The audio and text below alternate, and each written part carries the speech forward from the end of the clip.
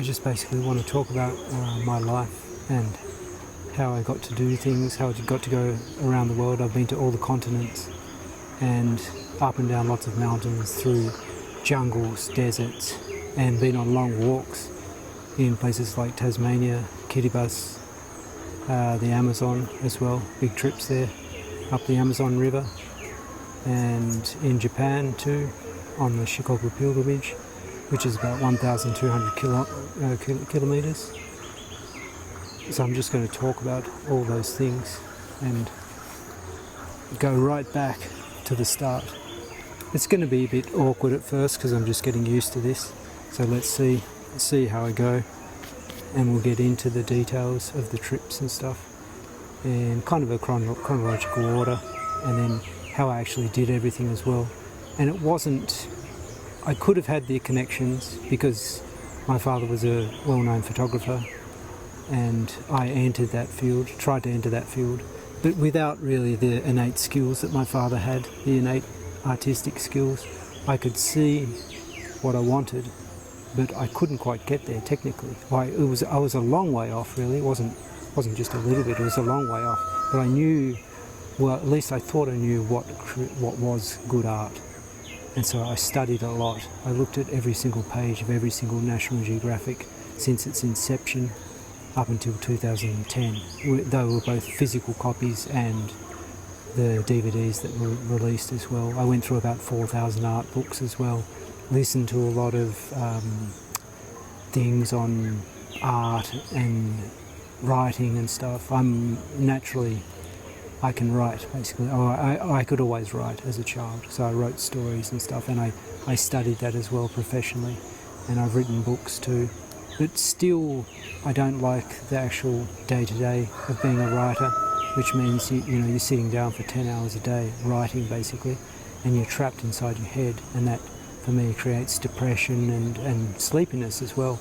I'd rather have a camera or a video camera of some sort and be out in nature and get up at 3 o'clock in the morning, walk all day shooting as I go along. And the great thing with photography as opposed to shooting videos is that you don't have the camera out.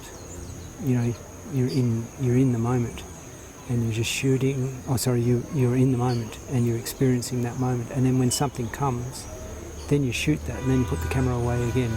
And if you've got an optical viewfinder as well, you never have to look at a screen either. You're always in this optical world, the real world.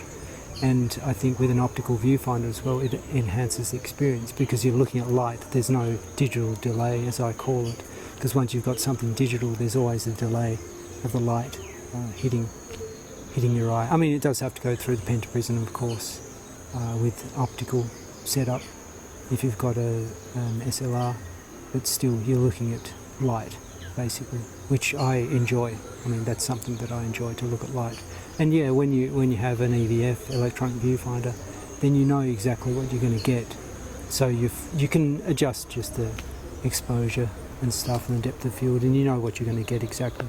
But after a while, using an SLR with an optical viewfinder, then you know as well, and you can just stay within the experience. Or with a Leica camera too. I had a Leica camera for a while, and that was amazing, just staying right in there too, always with the same view too. But you don't have accurate framing. I really like accurate framing. Maybe not so much now, it's okay, but before, when I was younger, then I wanted to get everything perfect basically. But as I was saying, I didn't have those innate skills. I just kind of guessed, I suppose, and I was using my passion too. I do and always have had a passion for nature and walking and being in nature, and I've got the physical strength, I know, to go through these places as well. With about 30 kilograms, that's about my max that I'll take. But where I've taken 30 kilograms about 150 k's before, that's fording rivers and in winter and up and down mountains and all the rest of it too. So that's about as much as I'd want to take. I took 20 kilograms on another trip through a desert around an island, and that was fine. And when I did the pilgrimage, it was probably about 7 or 8 kilograms, something like that. So I didn't even feel that really. But yeah, I'd like to go back to the start where this all basically began. And right now, I'm sitting on the other side of the world from where I was born, about the furthest place I can be. I'm about 15,000 k's away from the place I was born, which is Hobart in Tasmania, an island in the south of Australia, basically. And in the south of that island is the capital city, Hobart. So really far away. And then now I'm in Colombia, in the mountains here at about 1,000 metres above the elevation, on the coast, the Caribbean coast, in what's called the Sierra Nevada de Santa Marta, or it's also called Gonawindua or Shumdue by some of the indigenous groups here. And it's one of the most biodiverse regions in the world. They have about 150 species of hummingbird alone. And then all the climates, all the from the tropics down on the coast up to glaciers up at the peaks, which terminate at about 5,700 metres. There's twin peaks up there that are about the same height. And I've been up to those peaks to take some photos as well. But yeah, here I am in this place. Somehow I managed to turn up here from being born in Tasmania and going all around the world. And I've come back to Colombia many times. And just a side note as well is that I was thinking about how much I actually earned over all these years, and the average would only be about 20,000 Australian a year, basically. The prices have gone up for everything, so you would need a lot more to do things now. But I did everything on a budget, basically. And some trips, you know, I went on them to the Galapagos Islands is something that comes to mind. And I actually booked that, and it was the cheapest boat. And I got there, and because I had a booking, they said that it was all full, the cheapest ones, and they put me on first class for some reason. That was like about 3 times the price.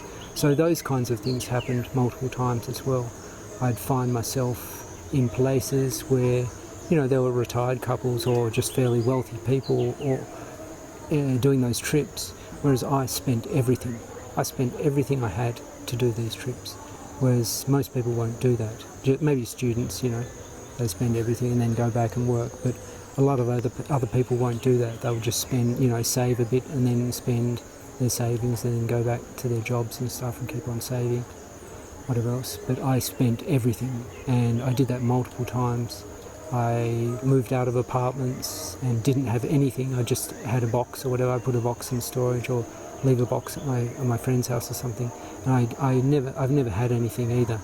Never owned much. I've never owned a car, for example. I used to play the guitar, and I don't take a guitar around either. I usually travel with a waterproof pack, and that's about 7 to 10 kilograms, I suppose. The pack itself only weighs 700 grams, and I can take that as carry-on. That's what I've whittled it down to, basically. Just simplified everything. And the lenses I use, just generally 28 millimeter and a 50 millimeter, or something between 24 to 70, 24 to 80, those kinds of lengths. That's the sacrifice I've had to make. I've never been able to take big lenses, big sports lenses or wildlife lenses, because it would just be too big. I couldn't take that stuff on carry-on, and I couldn't continue with some trips because I need the space. But my gear itself probably weighs about 2.5 kilos or 3 kilos at the moment. Sometimes it might only weigh 1.5 kilos or something. And I've taken video cameras and stuff as well separately, and GoPros, action cameras as well. I used one of them in 2010. So all the basic equipment really, but still, yeah, kept it to what you would see on a phone really, 28 and 50 millimeter. Lots of phones have those focal lengths, and I work within that. And to hopefully produce images that move people, because I was moved in the moment, and sometimes videos as well. But yeah, let's go back to the start, and I'll remember things as I go along, and I'll probably just put those things in, and we'll see how this develops, see how it unfolds.